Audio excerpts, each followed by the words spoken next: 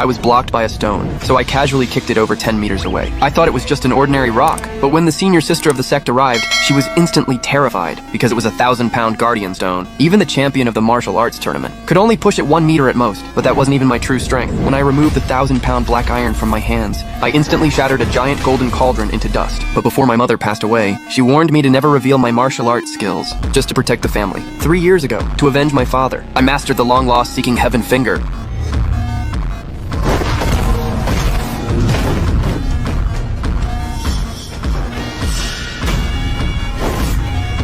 Using only the first 3 moves, I defeated the top masters from every nation and easily eliminated the man who killed my father. At a young age, I became the undisputed #1 in the world. But when I returned home with the good news, I found the house in ruins and my mother barely clinging to life. Before dying, she handed me a marriage contract, told me to fulfill the marriage and never use force again, to live as an ordinary person from now on. With those final words, she passed away. I was overwhelmed with grief, but to fulfill her last wish, I went to the manor to honor the marriage agreement. At the gate, many others held the same marriage contract, but they were actually there to cancel the engagement. It turned out the agreement would automatically dissolve in 3 years, and no physical intimacy was allowed during that time. It was merely a formal arrangement. No one was willing to accept such conditions, but I gladly agreed for the sake of my mother's wish. I stepped forward and took the contract from the maid's hands, because I could use these 3 years to train my mind and heart. And so 3 years passed. By day, I performed in an opera troupe. By night, I did chores and took care of my contract wife. I looked after her in every possible way, but she never developed feelings for me. Because 3 years ago, she made this agreement to deal with her grandfather's pressure and to wait for her childhood sweetheart to return from overseas to help save his martial arts school. So she proposed the marriage contract. Now, with 7 days left before his return, she planned to end things with me. But then she found my handwritten note about a terminal illness on the table. Thinking of all the care I had shown her over the years, she couldn't bring herself to go through with the divorce. Even at the dinner table, she stayed silent, unaware it was just a line from the play I would perform tomorrow.